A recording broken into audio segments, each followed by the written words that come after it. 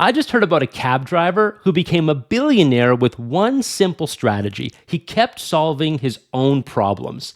I was curious, so I spent a couple hours digging in. His name is Harry Singh, and he owns a company called Bolla Oil. And how he got there is kind of crazy, and there's a lot you can learn from it. So the story of Harry Singh starts in the 1980s. Harry comes to America and starts driving a taxi to pay the bills. He looks around, and then he realizes something. The guys that are actually fixing the cabs are making a lot more than the guys driving them. There always seems to be a lineup outside the repair shop. And all of his taxi driver buddies are kind of annoyed by this. They're bothered, but not Harry. He's actually inspired, and he wants in on the action. So Harry trades in his taxi license for a mechanic's license and buys a tiny repair shop in Brooklyn. And that little repair shop is about to get pretty big. So Harry's making money, fixing cars, working round the clock, young entrepreneur trying to make his way. He's got a little gas station also in the repair shop, and he grows fast with smart marketing. For example, when people come in to fill up their tanks, he gives them a flyer offering them a discount on an oil change. And it works. People come in, they get an oil change, maybe they get their engine looked at, their tires changed, and he's getting a return customer base. People are coming back. His business is growing. In that first year, he pulls in $76,000, has a profit, and buys another repair shop. Then he does it again and again and again, and within 5 years, he's up to 8 repair shops. And then things go bad very, very fast. It's 2001, and dealerships are grabbing more of the repair business. The OEM manufacturers want that business. They want their own service revenue, and it's putting pressure on indies like Harry. His sales tank 15%, so desperate for cash. The guy's got to stay in business, so he starts to add convenience stores to each location, right? He's got these repair shops. He's got little gas stations maybe in a few of them, but he's got this extra real estate. Why not sell things to customers? After all, he's already got the foot traffic. Customers are lingering while they're waiting around for their cars. Suddenly, he's pulling in an extra $50,000 a month selling sandwiches, Sprite, Skittles. It's working, and Harry's about to hit the gas. So up until now, gas sales aren't a big moneymaker. Remember, the gas stations are pretty small. He's making most of his money off the repair shops. He's added convenience stores, but he wants to make more money off the gas stations. So in 2004, Harry starts Bolla Oil. It's a wholesale distributor of oil. You know, those big trucks that pull up at gas stations and refill the fuel tanks? Those are the distributors. Those are the dudes who sell gas to gas stations. Now, as a distributor, Harry can buy his own fuel at rock bottom prices, sell it at his own gas stations, increase his margins, and sell the surplus to other gas stations. He's taking a bite off every slice of the supply chain. And just like that, he's in the Tres Comma Club. The guy's a billionaire, from cab driver to billionaire, and it only took a couple decades. Now, Harry's got one of the all-time greatest business skills of all. He is a compulsive problem solver. He just can't help himself. Y'all know the feeling? I know that I do. First, he did it with the repair shops, then with the convenience stores, then gas stations, then fuel distribution. Each time his business hits a bottleneck, he smashes that glass and makes a brand new bottle. He's turning cost centers into cash cows and problems into profits. All right, so I shared this story on TikTok, Instagram, LinkedIn, YouTube Shorts. Over 1 million of you saw it. I got so many comments, way too many to go through, but I did my best, and I want to share some of the highlights. So first off, a lot of people have either worked with Harry as business partners, as employees, a lot of good things to say. I don't have any first-hand knowledge. I never met the guy, but it's good to see that people have good things to say about someone like this, because no doubt he's made a lot of enemies along the way. It's kind of hard not to if you're this successful in business, but it's nice to see that positive sentiment. There's a few comments that caught my eye. So James Thomas said, "How could he reinvest all his profits, John? What does he live on? Air?" And a few people actually said this, and it got me thinking. I think there's a big misconception out there about what it means to build and run a real business. So this kind of comment points out to me that people assume that unless you have a profit, you're not paying yourself, or that if you have a profit, it means that that money is supposed to go to the owner of the business. So, the way I see it, a real business is one where the owner, who is probably employee number one, and maybe even the hardest working employee for the first while at least, should pay themselves. And you should pay yourself a living wage. I'm not saying you pay yourself some luxury salary, some exorbitant amount of money, but certainly enough to live on so you could pay your bills, put food on the table, pay your mortgage, pay your rent, whatever expenses you have. And so when someone says, well, how does he have profits? What does he live on? Well, he lives on his own salary. And if you are running a business and you're paying everybody else, and then only if you have a dollar left over after all the expenses are paid, then you pay yourself, I would say you don't actually have profits. You have to pay yourself first, and then the money after that is profits.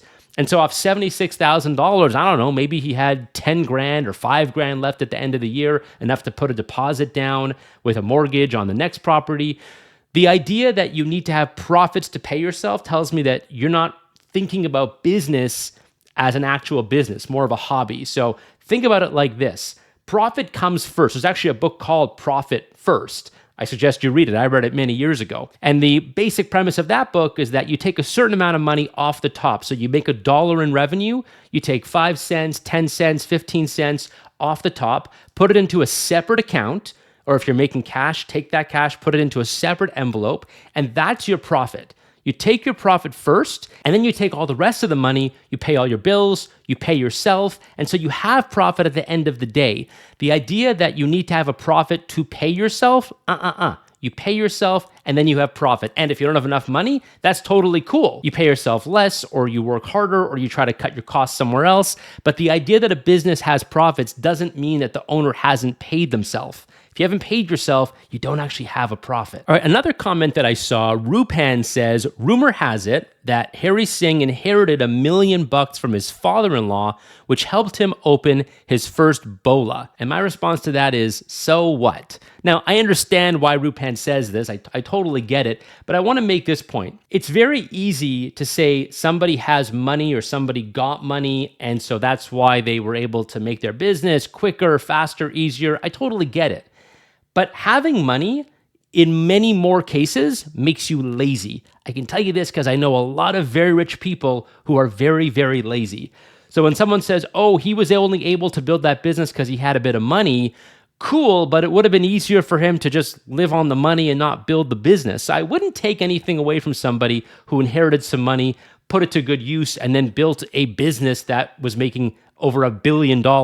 And by the way, just to set the record straight here, if he had $1 million to open that first Bolla, that means he still went to New York, became a cab driver, then got the repair shop, then expanded the repair shops, and like 22 years in, he inherits $1 million.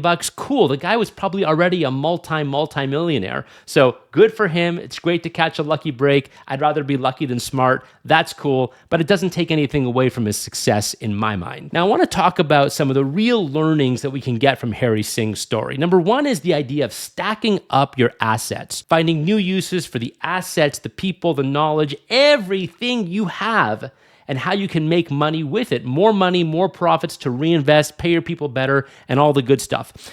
One framework that I use is ladders and bridges. So I want you to think for a second about an airline. An airline, what do they sell? They sell seats on an airplane. But think about all the ways that they can dress that up and dress that down. So let's think first about a ladder. A ladder means you can go up or you can go down. You can climb the ladder up and climb the ladder down. I talk about this in my book, Marketing Superpowers, about the product ladder. So on an airline, you can buy an economy seat, you can buy an economy plus seat, you can buy a premium seat, you can buy a business class seat, you can buy a first class seat. That's just the airline building a ladder up, taking what is essentially the same product, a seat on an airplane, and charging more and more and more for it by giving you at least the perception of luxury. And they can do all kinds of stuff with priority, with exclusivity, with convenience, with comfort. Again, I go into all this in my book, and that's the idea of building ladders.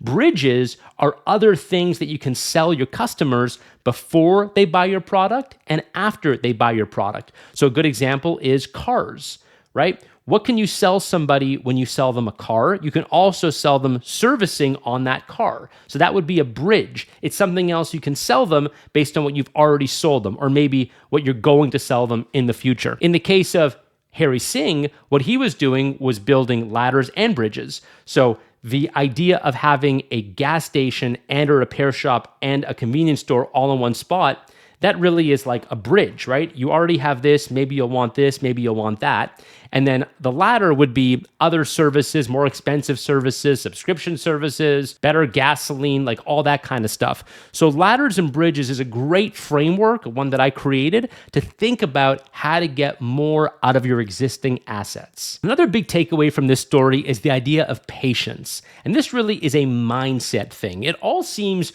really quick. When I tell you Harry's entire story in 6 minutes or in 1 minute in the case of my Instagram reel or my TikTok, it kind of hits you really quickly and it makes it feel like, it's just supposed to happen in the snap of a finger. Let's be honest, it doesn't happen like that. Life is not a screenplay. It's not a Hollywood movie. It takes a long time. Think about the work that has to go in to just getting that first repair shop off the ground, a full year. Then you take that money and you reinvest it, and 2 years goes by. 3, 4, 5. Took him 5 years to get to 8 locations. It takes a long time to get the thing just moving. And then finally, after 5, 10, 15 years, you start to hit the gas and you can move a lot faster. And that's why you see that kind of exponential growth. But you should never be discouraged because things take time. We live in a button swipe society where when you want something, you hit a button on your iPhone and boom, it happens. You swipe this and boom, you got it.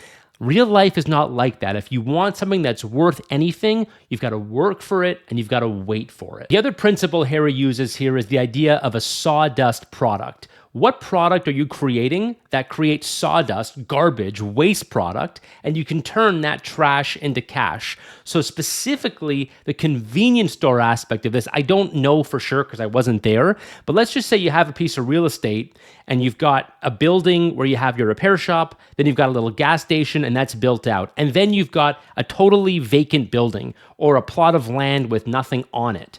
That trash, because it's doing nothing sitting there, putting a revenue generating building on it, which is what a convenience store is, that is complete sawdust. So you're taking garbage, literally something you have no use for, and you're creating something that generates revenue. And when you look around your business, I've done this myself. I've looked around my business, I've said, what are the cost centers that I can turn into things that are at least cost neutral or maybe even cash flow positive, where this thing used to cost me money and now it's making me money. The most famous example probably in the world is Amazon with AWS, right? They used to have to pay a lot of money for their own servers, and now those servers still cost money, but with AWS, they're actually making a profit on it because they're selling their server capacity to everybody else. So looking around your business, trying to find those pieces of sawdust, and sometimes it's literally sawdust. My neighbor's business, which I've told you about before, where they made firewood, those wood logs that you put in your fire, those are literally made of sawdust and glue. And my neighbor actually went to old factories and was able to grab the sawdust where they made furniture, take that sawdust for free, took it off their hands for free, put it together with glue, makes fire logs, and then sold that fire log business for tens of millions of dollars. So that's a literal sawdust business. But the idea of looking at all the different waste points in your business and cost centers, and how can you make them better and cash neutral and then maybe cash flow positive, that is what a superstar does in business. I love the story of Bolla Oil. I love the story of Harry Singh. I love the idea that you can solve problems and make more money. When you hit a bottleneck, smash the bottle and make a new bottle for yourself. Let me know what you guys think. Of course, you can get on my newsletter at jondavids.com. I'll talk to you guys next time.